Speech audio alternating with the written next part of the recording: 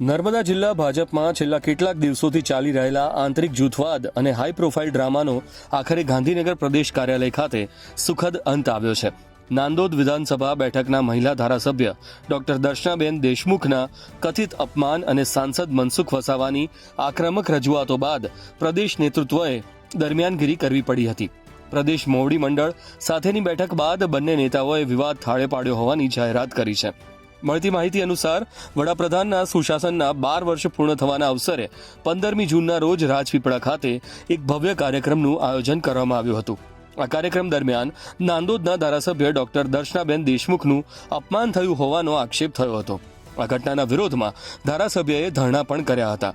વિવાદ એટલો વકર્યો હતો કે ધારાસભ્યના સમર્થકો અને સાંસદ મનસુખ વસાવા દ્વારા નર્મદા જિલ્લા ભાજપ પ્રમુખના રાજીનામાની માંગ બુલંદ કરવામાં આવી હતી.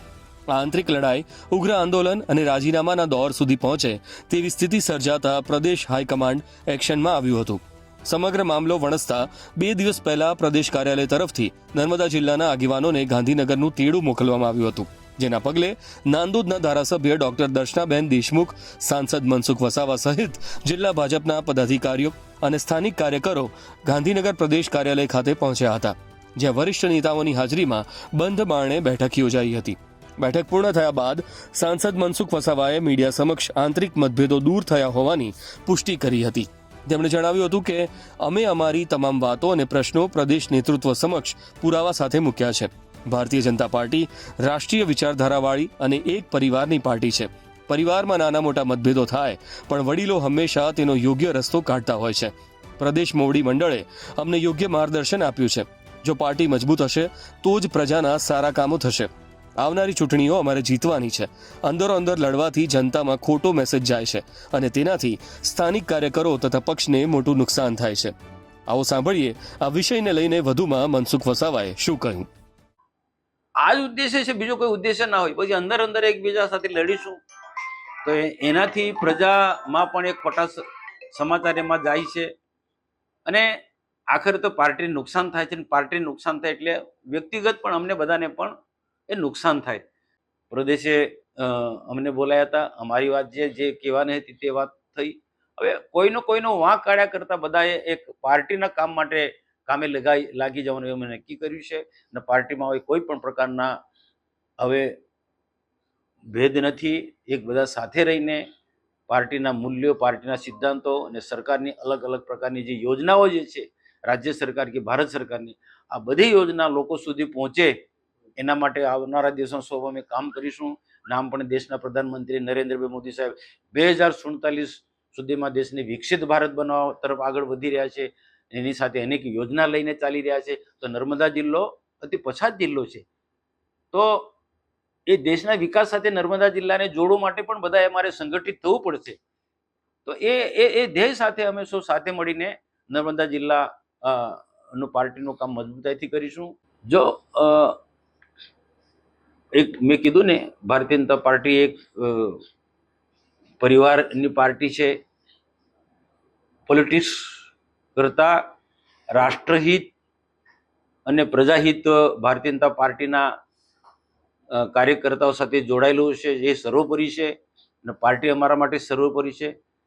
તો ઉપરના જે નેતૃત્વ જે છે, શીર્ષ નેતૃત્વ છે, એ એમનું જે માર્ગદર્શન હોય એ અમારે જીવનમાં અમલમાં મૂકવું જ પડે. એટલે ક્યાંક નાની મોટી કંઈક ને કંઈક ક્ષતિ હોય, કોઈકની ગેરસમજ થતી હોય, એ અમારે એ સમજીને દૂર કરવું પડે. ને આજે બધાએ અમે એક થઈને આવનારા દિવસોમાં પાર્ટીને મજબૂતથી આગળ લઈ જવાની દિશામાં આગળ વધી રહ્યા છે.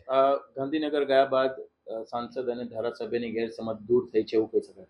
ના, એવું આના માટે હવે કોઈ જવાબ નથી. કોની ગેરસમજ હતી, કોની નથી ગેરસમજ, એ બધા વાદ વિવાદમાં પડવું નથી. પણ બધા અમે એક મંચ પર પાર્ટીને મજબૂત કરીશું અને પ્રજાના જે કામો જે છે, પ્રજાના કામો કરતા રહીશું. અગાઉના સમયમાં નીલ રાવ, સાંસદ મનસુખ વસાવા અને ધારાસભ્ય દર્શનાબેન એક મંચ પર આવશે. જો આવવું જ પડે. ભારતીય જનતા પાર્ટી આજે સમગ્ર દેશની અંદર એક ખૂબ મજબૂતાઈથી આગળ વધી રહી છે. રાષ્ટ્ર સર્વોપરી છે અમારા માટે, દેશ સર્વોપરી છે, પ્રજાહિતનું કાર્ય એ અમારા માટે સર્વોપરી છે. અને હું નહીં ને તુંની ભાવનાથી ચાલનારી ભારતીય જનતા પાર્ટી છે, સિદ્ધાંતવાળી પાર્ટી છે, મૂલ્ય આધારિત પાર્ટી છે. તો આ જે નિયમો જે પાર્ટીના તે અમને ફોલો કરવા જ પડશે. અને ક્યાં અંદર લડી ઝઘડીને શું થવાનું છે, એ બધાને જ નુકસાન છે અને સાથે નાના કાર્યકર્તાને પણ નુકસાન છે. તો આ બધું જ બધા લોકોએ સમજવું પડે ને બીજા બધા કાર્યકર્તાઓને પણ મેં બધી જ જગ્યાએ અપીલ કરી છે કે આપણે પાર્ટીને મજબૂત બનાવવાનું છે.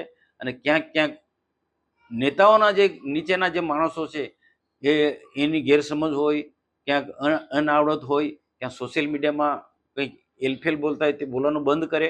અને ક્યાંક ઝઘડા જે નેતાઓ વચ્ચે ઝઘડા થાય એ આ સોશિયલ મીડિયા કેટલાક લોકોના નેતાઓના જે સોશિયલ મીડિયા ચલાવનારા લોકો આની ગંભીર પ્રકારની ભૂલ કરતા હોય છે. એક વ્યક્તિને કોઈક મોટો કરવા માટે સોશિયલ મીડિયામાં આવી રીતના કેટલા સ્ટેટમેન્ટ મૂકતા હોય છે, પોસ્ટ મૂકતા હોય છે. એના માટે પણ મેં કીધું કે ભાઈ પોઝિટિવ પોસ્ટ મૂકો, પાર્ટીને મજબૂત થાય તરફ આગળ લઈ જવા છે એવી પોસ્ટ મૂકો, એ પણ મેં અપીલ કરી છે. અને આવનાર દિવસોમાં બધા જ લોકો આ માર્ગે ચાલશે.